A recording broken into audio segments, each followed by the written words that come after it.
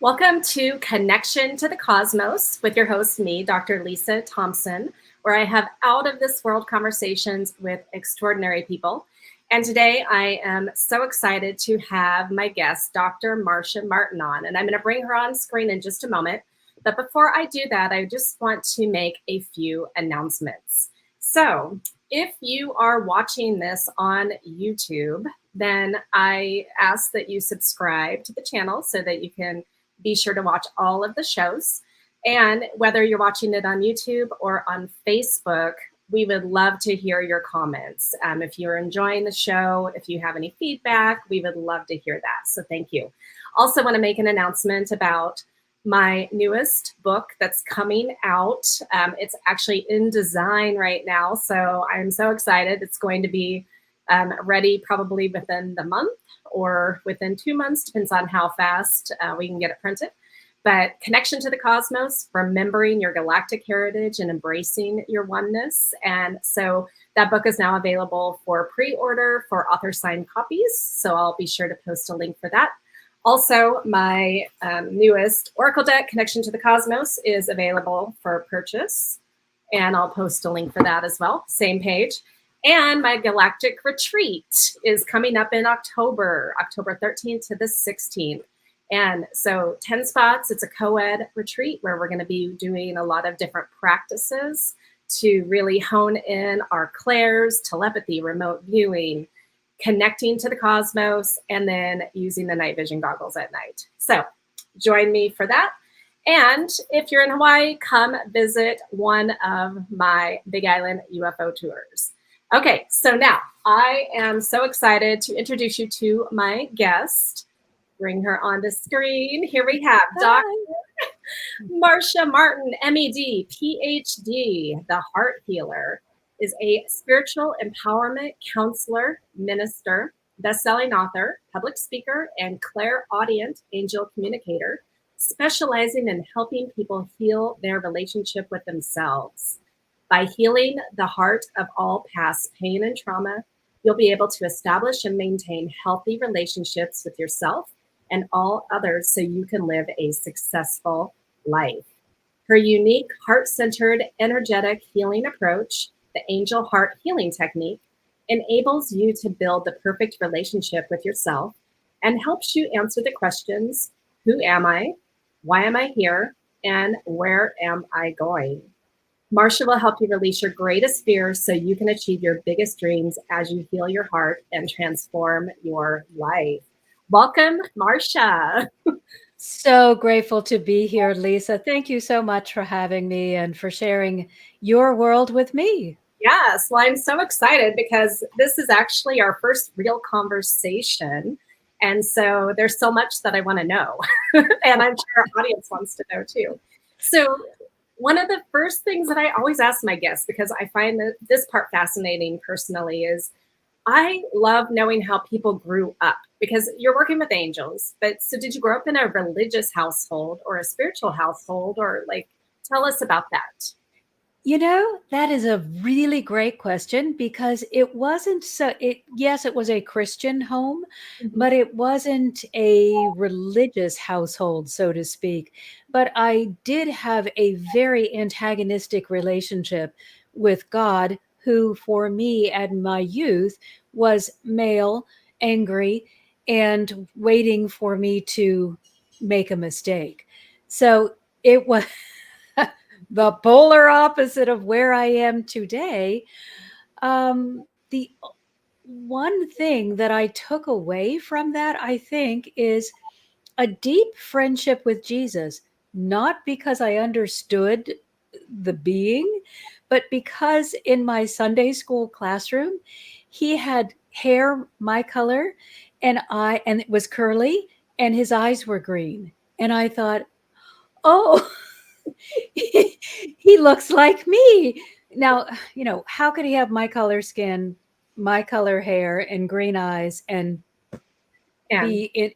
Not logical. However, I was little, so I'm going to give myself that free pass on that one. But it created this sort of friendship that I didn't understand. So when I was getting older, Then we did at about 13, I guess, where we joined the church. So we had to, I forget what they call it. Oh, well, Okay. some sort of ceremony where, you consciously agree to join the church. And the requirement was do some sort of project. And so the one that I wanted to center on was Jesus. And so that began. I still hated God, still didn't really like religion. I was just sort of hedging my bets, Yeah. maybe God won't hate me so much if I am nice to his son or have a relationship with his son. But it was interesting as I began studying the works of Jesus and the things that he was attributed with, not the disciples, but just Jesus himself. I got really curious. There was a lot there, a lot to unpack, a lot of confusion. And I sort of left it at the confusion place. It was like, wouldn't it be great if we could have miracles every day like they did then? Or wouldn't it be amazing if we could do this? And wow, that's really fabulous. And then I just sort of put it away because I didn't understand it. The language was archaic. It didn't make enough sense to me. I just wanted what he had and had no idea how to get it. So left that there. Then I get into high school, and Linda Goodman has published the Love Signs book. I had that. It became my Bible. I wanted the perfect partner and, everything. And Uri Geller is bending spoons and Kreskin does the magic tricks.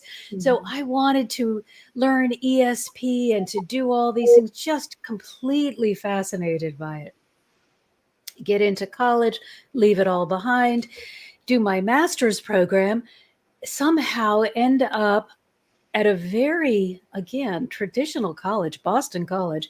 They had this off the wall program exploring the consciousness.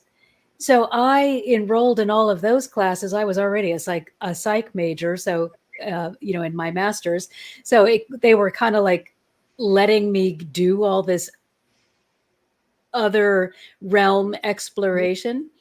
So I took all these classes, got into a meditation group. We started doing healing work in our healing lab. Then I took Jose Silva's mind control. I really got completely immersed in that. And then finished my master's program and said, okay, this was fun, but I need a real job. And threw it all away again. Okay. You do. I mean, yeah. The craziest, threw that all away. Maybe I'm in my 40s, 45-ish. By this point, life has become absolutely impossible. And I slowly start opening back up. There's got to be something. I can't live this way. I can't operate under these kinds of restrictions. I can't keep failing. I don't know how to handle what I am experiencing, but there's got to be an answer. So I start opening up and taking more programs, and I love to read. So I read through every branch of every library about spirituality, even dipped into religion to see maybe I missed it the first time. Did the whole church circuit, tried every religion, fell on my face there. Finally kept going just out of sheer frustration and agony about where I was. And someone introduced me to EFT, and that got the ball rolling a little further. I was like, okay, I actually can get momentary relief. Yeah. So it's kind of real quick, because I know what EFT is, but maybe not all of our viewers do. So just say it's the tapping technique, emotional freedom technique.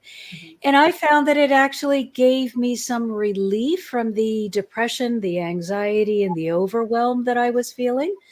but it wasn't lasting. And so I was a little frustrated that it's just the surface and my heart hurts, not my physical heart, my energetic heart hurts.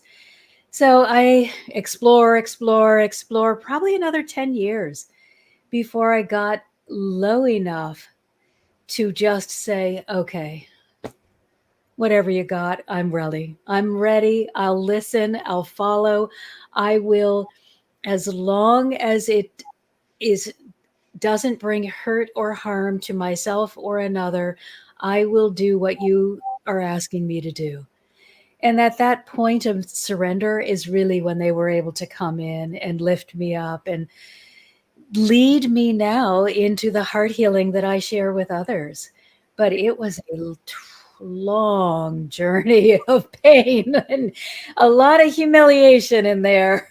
Okay. Well, how, when you say they came to you, was that the angels? And if so, how did you know that it was the angels? Well, because of I had always been communicating with them, not always acknowledging them, but I had always been communicating with them. I think since I was little, I remember playing outside and having or inside anywhere, long conversations in my head, often out loud. And I didn't think I had an imaginary friend. I just felt like I'm having nice conversations. So now I know that that was me communicating with the angelic realm. Mhm. But at the time, at my lowest point, I could not accept any kind of masculine intervention. So the one who came to rescue me was Mother God, because by that time I had split them up. Okay. I said, I can't really handle this. And if that's you, that's fine, but I can't handle that right now. I need nurturance and love, and I need to be uplifted. So Mother God and Jesus, because I could still accept Jesus, Okay. but I couldn't do. Now I understand the Father God aspect of how much we need the structure and the foundation, or else our world would spin out of control. But at that time, I couldn't handle any kind of domination, which I was sure was what was going to come. So they just lovingly cocooned me in gentle Mhm. direction and guidance. And just little by little, through writing, they would communicate with me, and I would follow what they told me to do, even though I thought it was kind of crazy and I didn't understand, the whole energetic heart space and how you can really move energy and clear energy and change circumstances through the energetic product, because I was always very hands-on. Oh yeah, I taught elementary school for a long time. That is a very physical kind of teaching. The more you can get them to interact with it, the easier they can learn. Mhm. So I didn't understand energy when I began. It sounded nice, but I just couldn't believe any of this was really going to work. Yeah. But I had committed to doing what they shared with me as long as it wouldn't hurt or harm myself or another. And so I just kept doing little by little until I was like, hey, wait a minute. My physical world is starting to get different. How can that be? This is all energetic work. Why is my physical world shifting in ways that feel good? And then that made me really understand, get into the physics behind the energy. And that gave it another layer of substance and truth. It became true for me. Whereas before, I think it was more wishful thinking. Okay. Well, that's an interesting distinction. How, with your clients, how would you recommend that they shift that from really knowing versus wishful thinking? And I think it's so important because there are so many schools of thought out there that keep saying, oh, if you just feel peaceful, don't worry about not having money. And I think, excuse me, I was one of those people that didn't have the money to meet my bills, and I didn't want to feel peaceful. I wanted a solution. And so what I say to my clients is, if you will do this work with me, and I can't do it for you, the angelic realm can't do it for you, you must participate willingly and with full consciousness. If you are willing to do the work, yes, you will feel better within, but your outside world will reflect your inside harmony. So the way that I get people to move from wishful to, oh my gosh, is to have them experience it in their life. Because no experience, you're not in alignment. You know you are in alignment with your greatest good when your outer world feels better than it did before you started this. Your inner world is going to shift really quickly, but if the outer world never budges, we still got more. Something's not okay. Yeah. It's just not okay. So how did your world change, your physical world? When Everything upside down. Everything changed. There is no more wishful thinking. It's just reality thinking. I know if things are not going the way that I want them to go, I'm either in the way or out of alignment with what is to be my greatest good. So I don't spend as much time banging my head against the wall saying, why aren't you a door? Instead, I say, okay, either I'm not supposed to be here, or the door is just a little further in the other direction. And it can be one way or the other. So what do I need to do? Go within, find where the door is, and then I can go immediately to it. And so everything has shifted. All of my relationships are different. My housing situation is different. My savings account is quite robust. And even though I live still beneath my means, that's by choice. Yeah. And not by because I have to. I like not worrying when a bill comes. I still don't love bills, but I'm happy to have the money. Right. But I don't like being anxious, so I just choose not to spend as much as I am able to. So one of the things that you had mentioned to me is that you love focusing with your clients of moving them out of victim mentality into victory. And so is that coming from your personal experience of that transformation? Oh, very much. Okay. Very much. Okay. You know, through that like almost 20 years of trying to move back into alignment, I really perceived myself to be the victim. How can these terrible things happen to me? I'm trying to be a good person. I'm trying to pay all my bills. I'm working as many jobs as I can work. I don't understand. I took no responsibility for where I was. I couldn't see how my thoughts and my emotions that I was attaching and the conversation that I was holding constantly could be generating new disasters for me to have to pay for, so that even if I was capable of working 10 jobs, I would just make 25 more disasters so that that money was gone. So that was sort of the eye opener.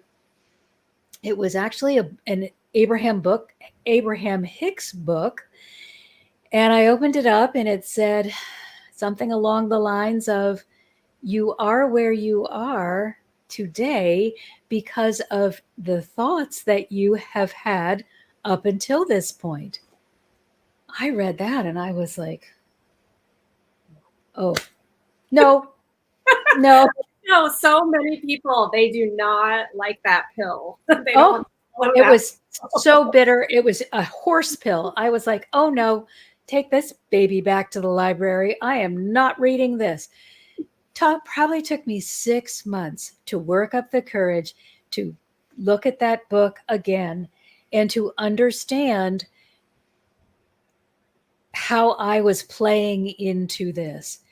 And then it began the unraveling, changing the conversation, not getting attached to what was wrong, but seeing how I was playing into creating the difficulty. And it took me maybe 5 more years to understand that I was a powerful manifester. I was just manifesting everything I didn't want. Right. And so I was like, hey, wait a minute. It's not that I don't know how to manifest. It's that I'm consciously manifesting everything I don't want. So I just have to change my focus.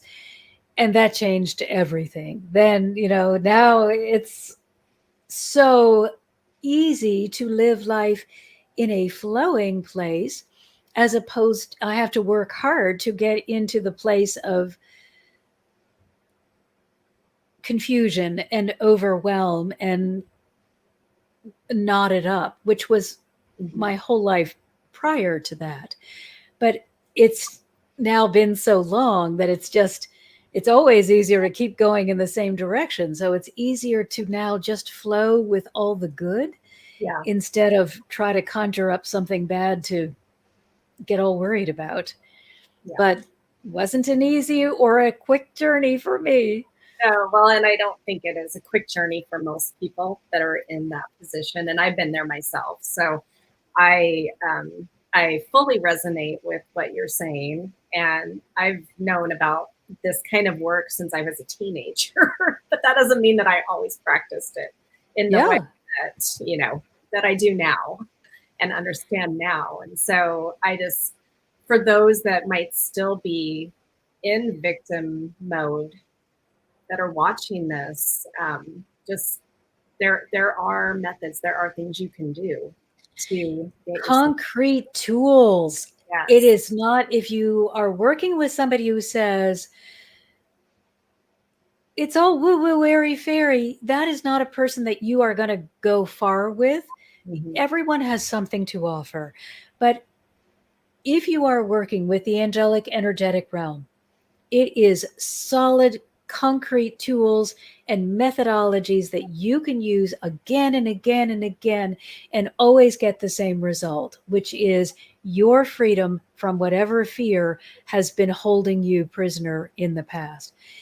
Not every method works for every person, but when a method is solid and is in alignment with your highest good, you will get results that you can count on, that you can visibly interact with in the physical world over and over and over again.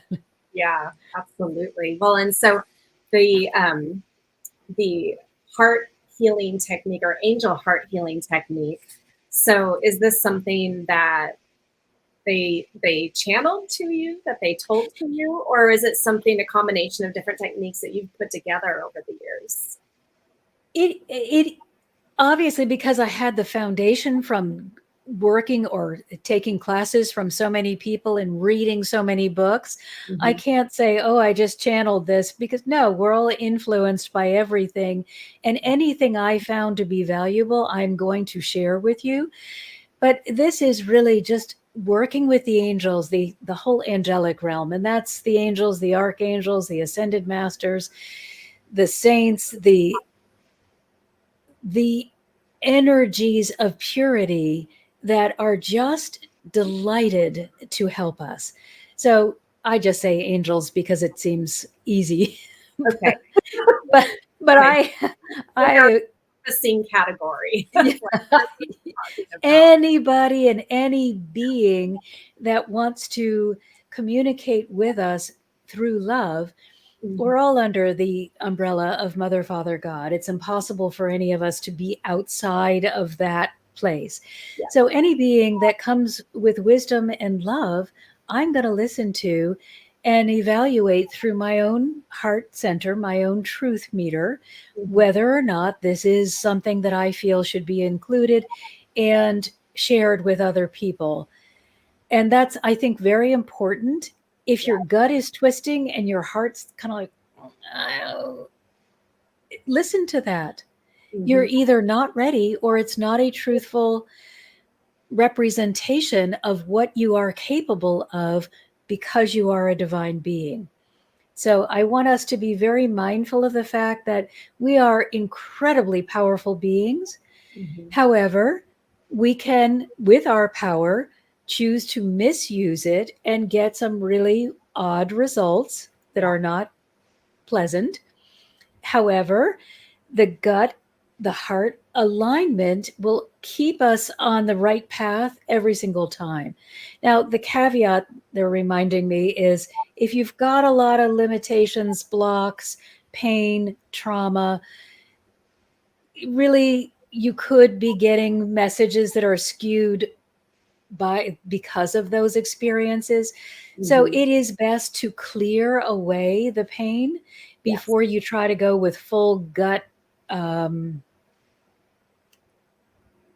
leadings.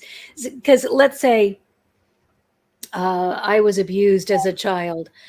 Well, then my gut may tell me every time somebody and the abuse was yelling. So every time somebody yells, my gut may tell me to run away. But, we might be at a football game and they're cheering. So, Yeah. So it's the interpretation. yes. So Uh-huh. we got to be really careful to do the clearing and healing work before you listen to your gut and to be conscious of what's going on, to catch yourself if you may be relating to a prior abuse situation at an inappropriate moment. Yeah, I think that's a really great point. And that's some of the work that I do with my clients too.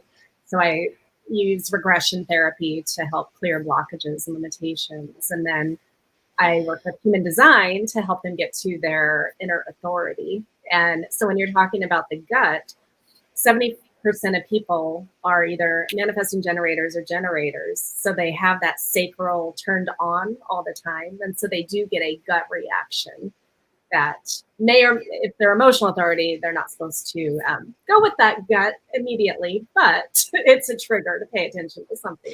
Yeah, it's never going to hurt you to just get more conscious about what you're about to engage in or what you're already engaging in.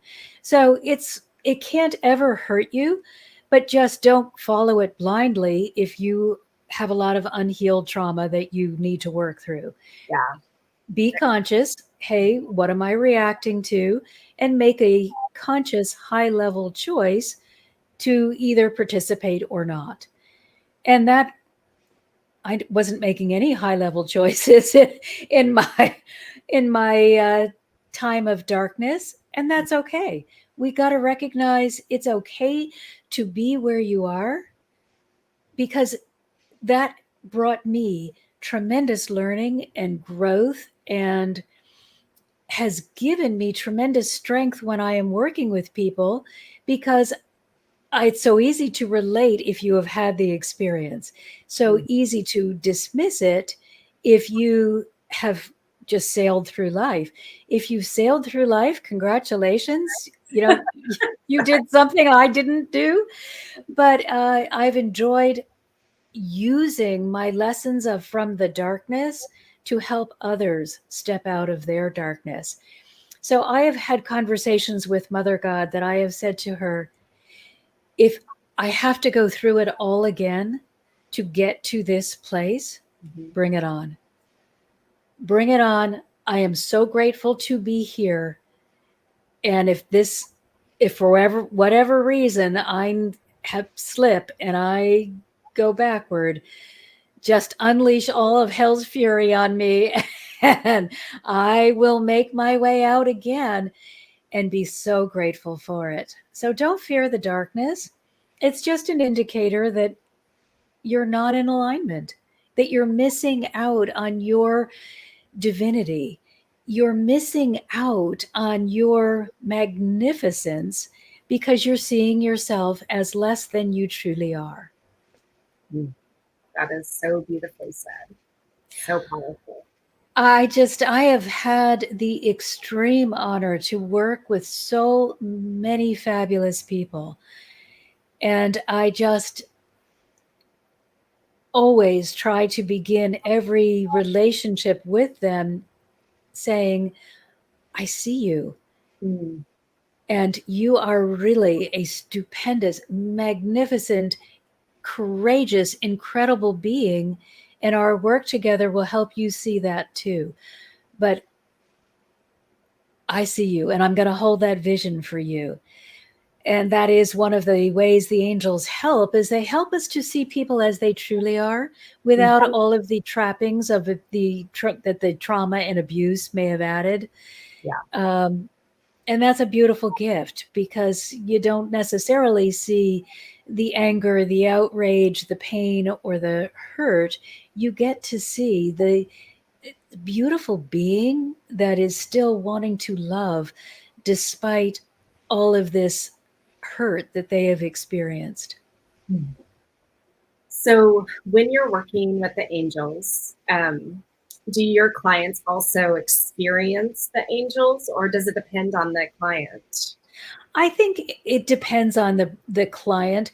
Most people, and we have to remember, we all have some way to communicate, Mhm. and we came with that. It's hardwired. There is no one on the planet that is not either clairvoyant, clairaudient, or clairsentient, or claircognizant. Mhm. There's just, it's impossible. We cannot live our lives without divine support. And so we all have some line of communication. We choose how much of that communication we allow through. So when you first begin working with me, maybe they feel something, Mhm. but as we progress, then their first clair gift will become more obvious. Mhm. And what I have found is the more work that you do in this realm, the more all of the clairs come online. Yeah.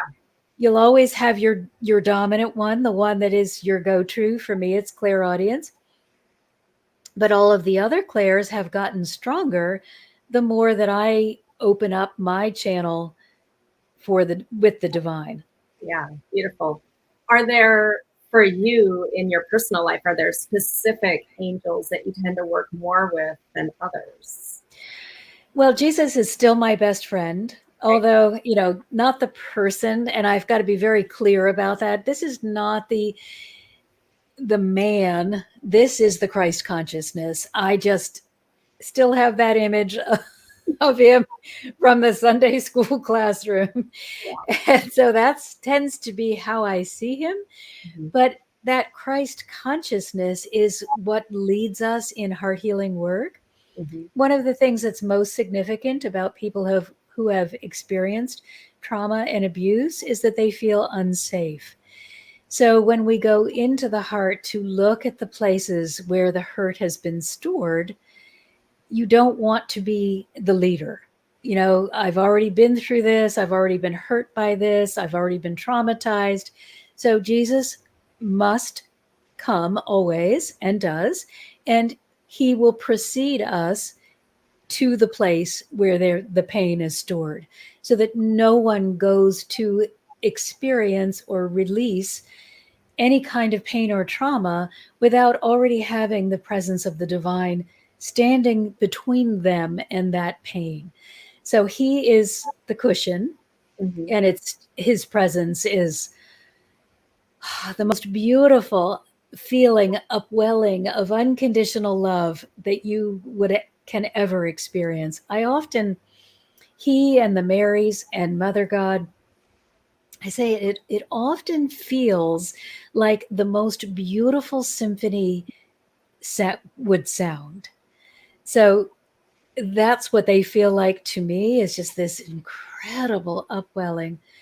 And then the other energy that comes with us, or is with me regularly, is Saint Germain. And Mhm. he has that incredible violet flame, the purification process.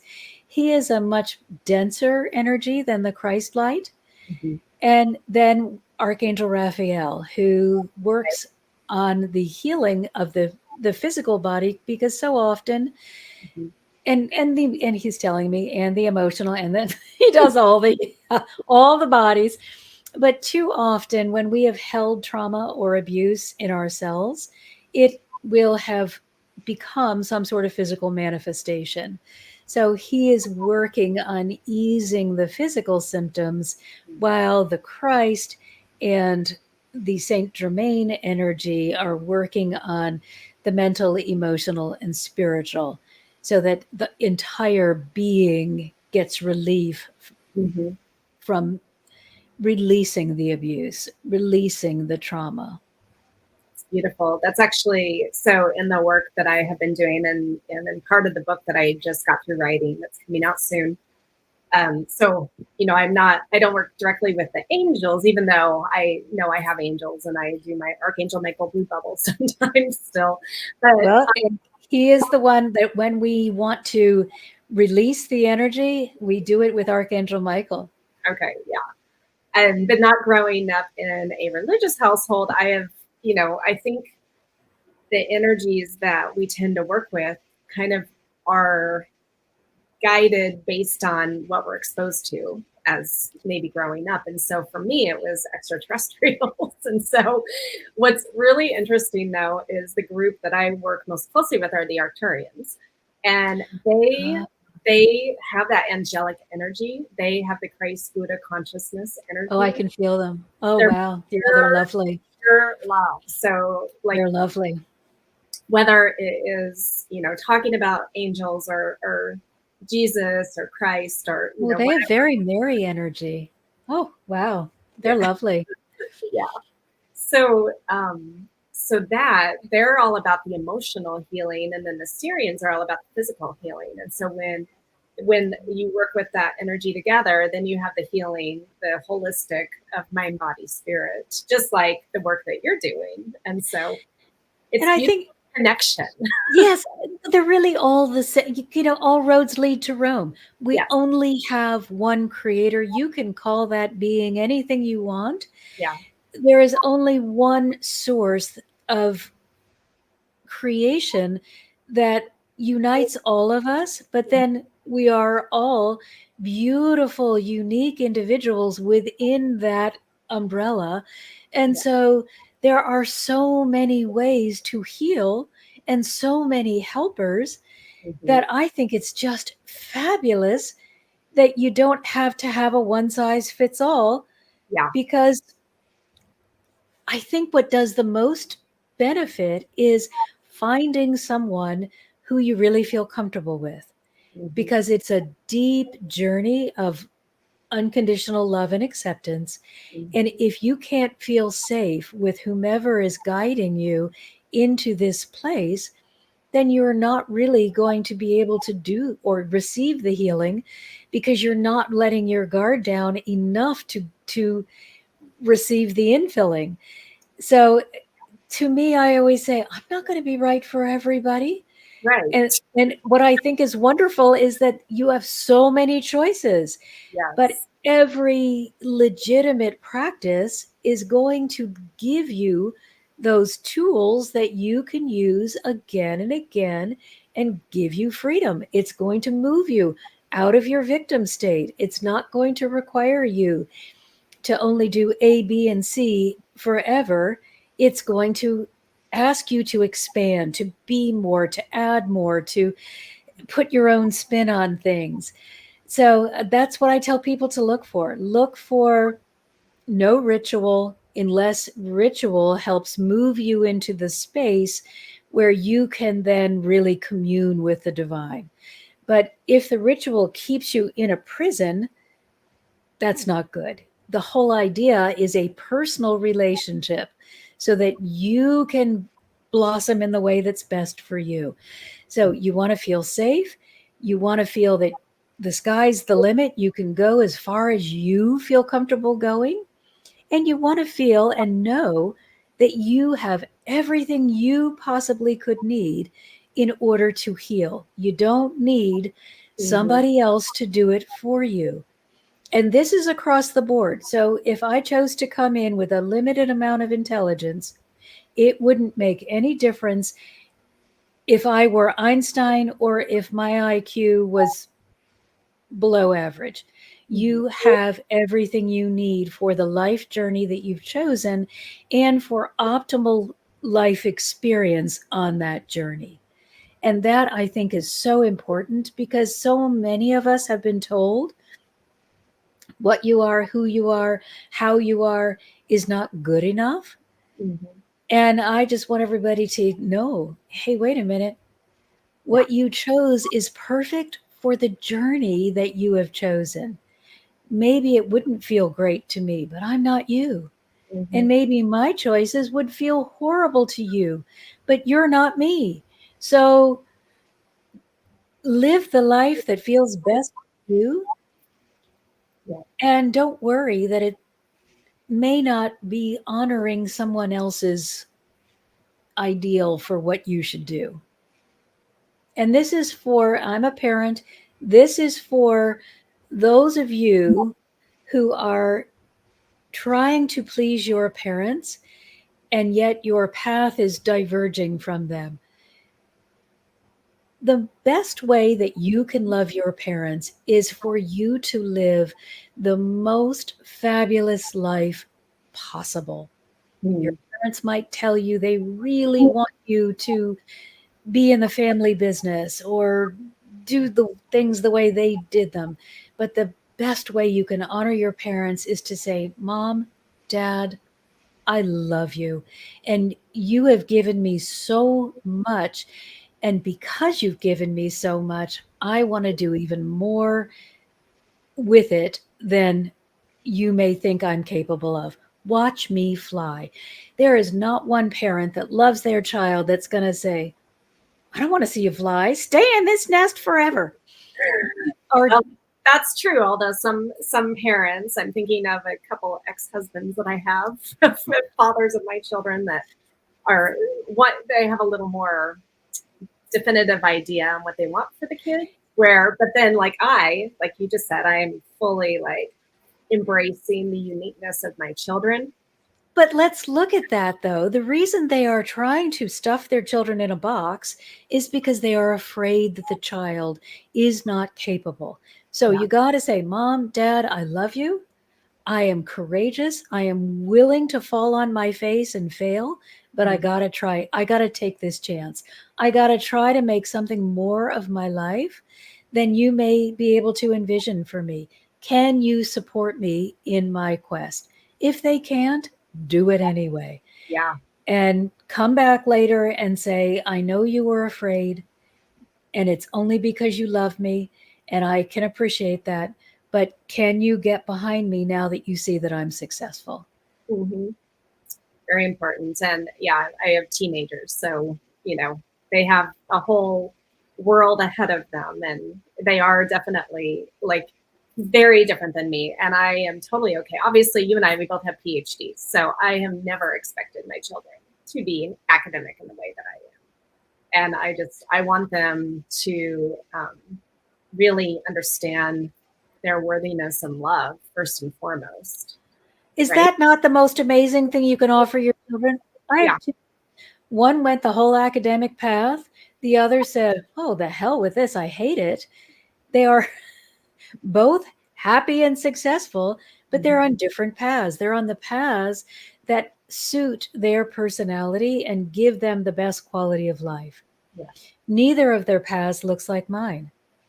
Now, I grew up in a household when I started talking about angels and saying, yeah, I want to get my PhD and I want to do it on conscious-centered living. It was met with the weird head and then laughter and derision. So, I know what it's like to be mocked for not following the path that was laid out before you. Yeah. But I have gained all of my wisdom and my joy, and I now have the immense pleasure and honor of working with other people because I said, okay, well, you're not part of my decision. See ya. And so I'm going to just say, if you're on a path that doesn't converge with your family's ideals, and it feels good to you, take that path anyway. Mm-hmm. And if these people truly love you, they will honor you. If they're not able to honor you, then you have to think about whether it's great to be in a relationship with them. And you might even, maybe it has to go down to, well, I just have phone calls with you every once in a while, but I won't spend time with you. Mm-hmm. That's okay. I Yeah. know it feels uncomfortable. These are always going to be your parents. And I work with a lot of people on the LBTGQ, excuse me for not, I don't know all the letters LGBTQ plus. and more. I think there's an I, Well, that's anyway. why the plus. Okay. So, I don't mean to be disrespectful. I don't label you as that because I don't need a label for you. I need to see your heart and experience your heart. And so we talk a lot about what do you do when your family rejects you? And the thing that you do is love you. You love you and accept you and honor you.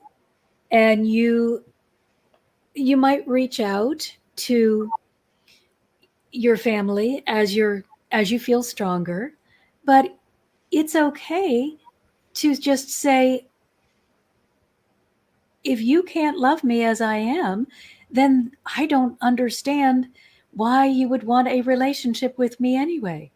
And it's okay then to close the door.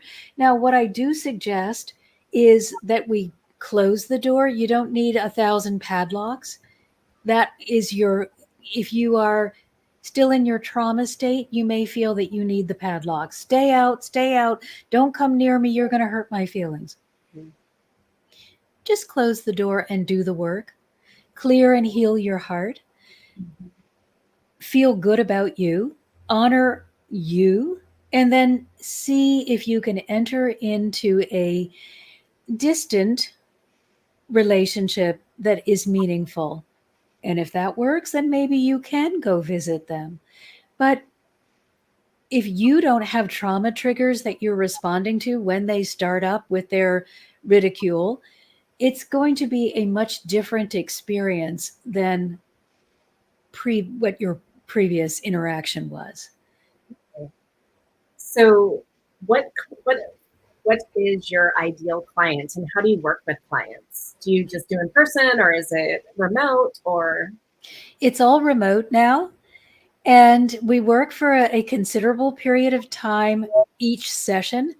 It's a 2-hour session because it sort of combines traditional talk therapy with deep heart clearing.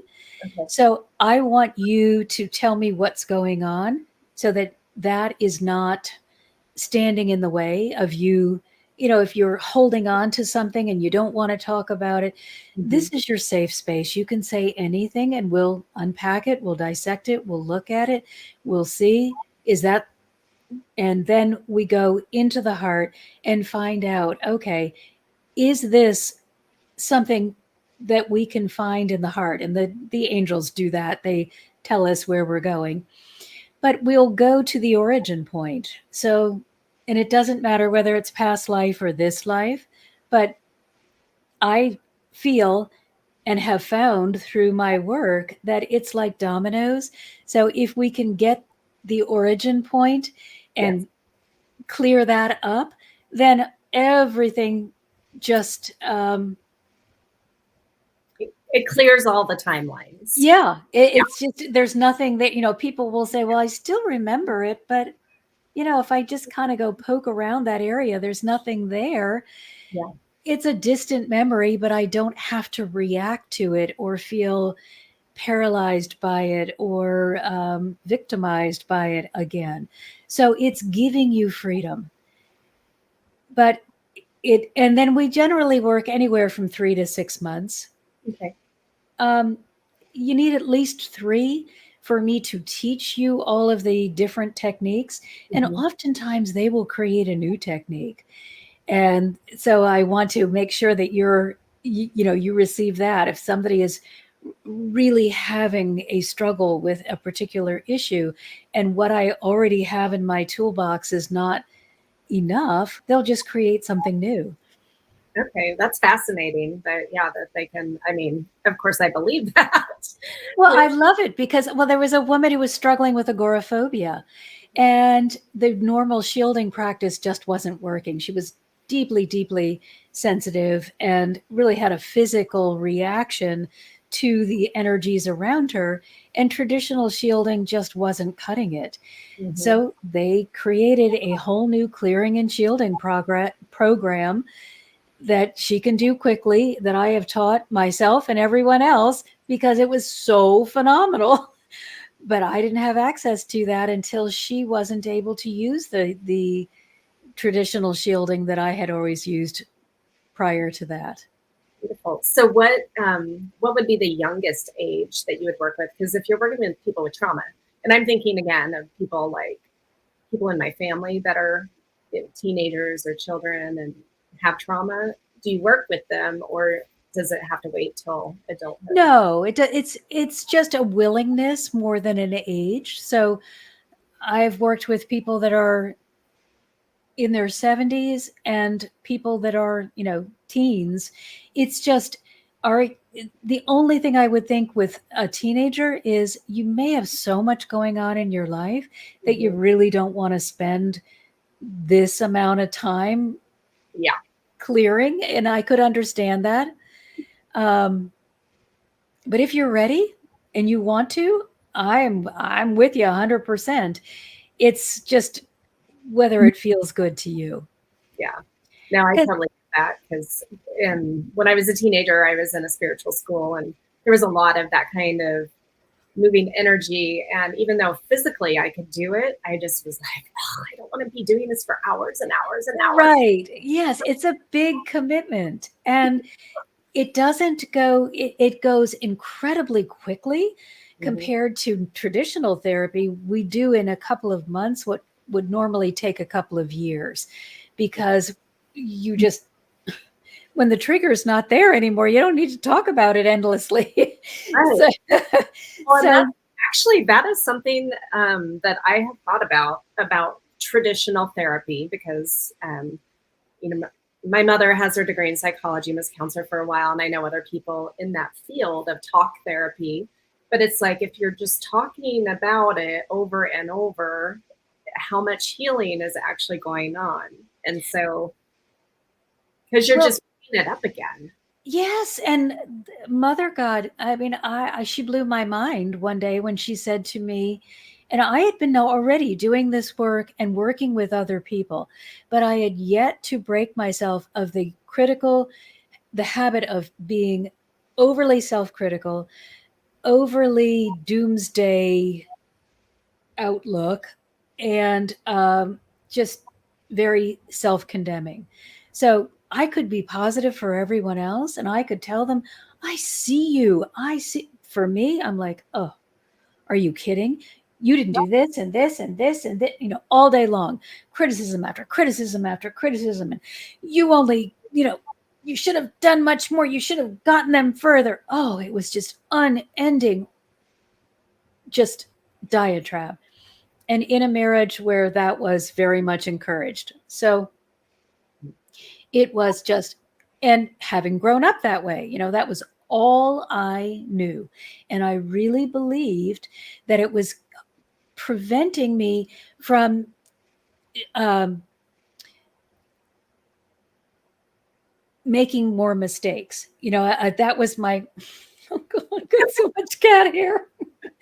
Oh, I really thought, well, if I don't analyze everything I've done wrong, I'll have no way to correct it, and I'll just keep making bigger and bigger mistakes. So I was still living in fear of the mistake, even though everything had shifted. I was still waiting for myself to do it wrong. So I'm probably 5 years into my practice, and I finally say, and I notice things are just sort of have stagnated all across the board, just completely. And I'm still happy, still love the work that I'm doing, but they're pushing me. They're telling me, we want more, we want more, we want, this is not good enough. Go girl, we want, there's, I'm like, okay, but I don't know how to get more. So in those days in my meditation, I would always sit down with a pen and paper because I felt like I could hear them better if I was writing. So I sit down and I say, okay, Mother, tell me everything I'm doing that's wrong. And I'm really excited because I'm feeling like, okay, she's just going to give me the laundry list of criticism and I'm going to be able to correct it. And then I can really do what she wants me to do. So I'm sitting there and there's radio silence. And I tell you, it probably lasted 30 seconds. It felt like 30 years. Mm. My eyes start filling with tears. I'm barely out of the woods. And I could only do it because I can hear you. How am I going to go back to living my life in silence? I can't do this without you. I'm just begging and pleading, please talk to me. And, this is after all these years of building, but I hadn't gotten rid of the criticism. So my foundation is a little shaky.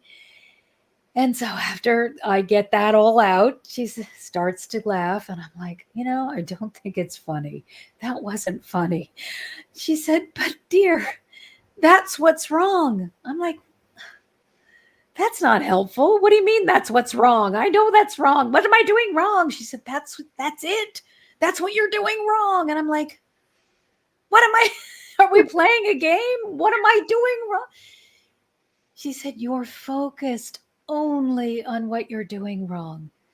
You have these big successes. These lives are transforming. And you're like, that's nice. Now, about that time when you didn't say the right words one time, we really need to correct you. And she said, you are just creating mountains to climb every day. And we don't want you to climb any more mountains unless you're climbing closer to us. And then you would be flying. She said, please stop it. So she gave me an assignment and she said, all right, now for the next 30 days, you are not allowed to indulge in any kind of self-criticism, self-condemnation, or focus on what's wrong. If something goes wrong, you simply turn around and say, look at that beautiful, and fill in the blank. Find something that's right. Yeah. I was like, big breath. Not at all not ready for this assignment. So I'm like, okay, very snotty. Okay, I'll do it because I said I would do anything that you told me to do. But just be prepared that I'm going to need to be rescued at the end of 30 days because my life is going to have gone to hell. And so she's like, okay, you just do it. Keep your word. Do it. I'm like, okay. I thought, all right, here we go. So, of course, I have nothing prepared that I can feel good about because I'm so used to criticizing. So I can't even say nice things to me. So I keep saying things like, oh, the birds are singing and that's lovely. And look at these beautiful flowers. But I had no words of honor that I could tell myself. Mm-hmm. So it was an interesting first week, learning to find nice things to say about myself. And the more I did that, and the more that I just looked at everything that was right and put away what was wrong, the better life would. The more I expanded, the more I could feel joy, and the more I heard them, and just, I was like, this is amazing. This is really good. And I still kept looking over my shoulder. Ooh, when's that other shoe gonna drop? This can't last. By the end of 30 days, I was like, oh my gosh, I so get it. When I focused on what was wrong, I was creating products that were wrong so I could engage with the energy that I had created. And when I was focused on what's right, I was creating energetic products so I would have more what's right to deal with. And the what's wrong just got smaller and smaller. That's beautiful. And I think that that's an important message for everyone to hear right now, because I think it was last week, I had a channeled message come through me from the Arcturians and about the status of the world right now. And what they, similar to what you just shared, what they're inviting everyone to do is focus on the world that you do want. What kind of world do you want to create? And keep your focus there. Because if you're focusing on all the bad stuff going on right now, and all the fear and all of the polarization, then you're just creating more of that. So we really have to shift our focus to, as a collective, like, what do we want to create? Harmony, peace, love. That's what I want. Absolutely. And those of us who have chosen to awaken at this time and to really be conscious on our life journeys, I call us all luminaries. We are the lights, the light of love, and we are all around the world on purpose.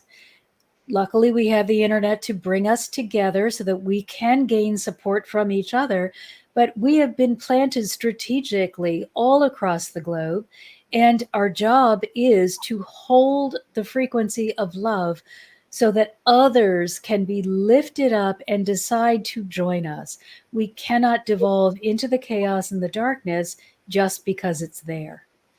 And, you know, they taught me this when I was teaching.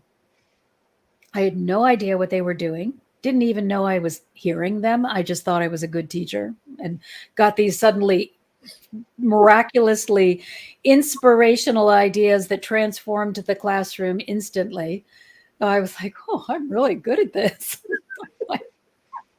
But they taught me, because they gave me children, they didn't, the school gave me children that were slated to fail. When I was teaching, when we were first assigned the end of grade tests, and your school could be sanctioned if you had too many failures. So they scraped up money in the budget to hire me to do kind of tutoring in math and reading, which was what the test would focus on, for these third grade children that had already been identified as failures. So that was when the angels taught me how to change your mental landscape. Now, at the time, completely lost the message, didn't apply it to myself, applied it to all of them. They drank it up like the little sponges that they are, and went on to get 85% across the board on their end of grade test. But I was still stuck in self-criticism mode. But these guys they were so proud of themselves. But what happened was this little guy came. I taught this first day easy math lesson. I thought, if I can just prove to them that they know more than they do, then they'll be more open to learning. So I'm just going to teach this easy math lesson and give them this worksheet that is simple so that they'll all end up with a really good grade. Well, we were in a janitor's closet, and our space was, not very big. They had a big table. I had a little tiny desk in the corner, and we had a whiteboard. So from the time that it took me to walk from the whiteboard to my desk, this little guy has arrived. I'm thinking, wow, I'm a great teacher. He's already finished. But I notice he might be finished, but he doesn't feel too good because his head's hanging down and papers in his hand, little pencil stub. I thought, ooh, this might not be so easy. And I got this incredible inspiration. And I said, well, let's take a look at how you did. It was 100% failure. Mhm. So they told me, erase it. Mm. Got the eraser, erased everything. His little eyes are like, what is she doing? This is kind of weird. I said, come on, let's do this together. So I'm showing him and, leading him to the answer over and over and over again. Mhm. He's starting to relax and recognize, yes, he does know more than he realized. And then we get to the end, and I say to him, okay, there's one left. You've gotten all of these correct. He's like, I did? I said, yeah, see? And I get a colorful marker and I put C's on all of the rest of them. He's like, oh, yeah, I did. Oh, okay. I said, go back to your seat and you do this one on your own. Mhm. So I'm sitting there and hadn't prayed in probably 30 years by this point. Okay. And I'm thinking, okay, God, if there's anything in the world that I need you to do for me, it's let him get the right answer. And that can be it for the rest of my life. If you never answer another prayer, I'll be happy because I'm the failure in this room and I can't have these other kids fail because it's just more than I can carry. It's too much weight. So you got to do this for me, God. Just let this guy get this problem right. End of prayer. Didn't wait for any answer, nothing. Just Yeah. done. So he comes back, and I'm like, oh God, please look at his paper. He gets it right. I'm like, oh, big C on that one.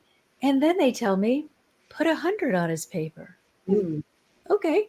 Got them another color marker. Big 100. Then they say, put an A plus on there. Okay, put an A plus on.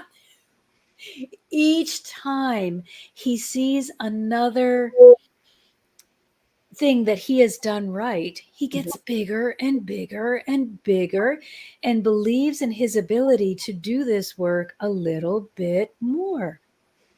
So then they say, tell the class that he got 100. So I say, hey, everybody, so and so got 100. And they're like, he got 100? What? Then they're all like, hey, I want 100. And so that began our way of working in that room. They would do their work until they got 100. And they would give up snack, they would give up recess, they would give up lunch so they could do that paper over and over again until they had 100. And then the principal came down and we got ribbons for 100, getting hundreds all the time. And we had 100 bulletin board. And it just, they drank it in. They Mhm. began seeing themselves as they truly were. And then they operated from their strength as opposed to from that label that other people had placed on them. Yeah. So they became brilliant successes instead of miserable failures. That is a beautiful story. Yeah. It changed my life because then when I was finally done being a failure, I had been the victim long enough, I could recall, oh, wait a minute. Hey, that's what, if they could do that, maybe I could do that too. And Right. so I was kind of open to to that transformation because of them. So they changed my life because, first of all, brought me so much joy to see these kids feel good about themselves. But then later, when I was finally done with my destroy mode, I had a touchstone to go back to and remember, hey, Mhm. that worked for those guys. Well, so we are now coming to an end in our time together, and I have thoroughly enjoyed having this conversation with you. Can you please share how people can find you? Oh, absolutely. Come to my website. It's mmhearthealer.com. Right now, if you sign up for our email list, it's a beautiful meditation that takes you into the heart. And we're also preparing an ebook that is 11 ways in which we resist the angels. So we'll be sending that out too to those who are on our email list, just to help you think, oh, I didn't even realize I was resisting when I was doing this, or holding on to this belief. Just like me, I didn't even realize my focus on what was wrong was creating a big block that prevented me from expanding.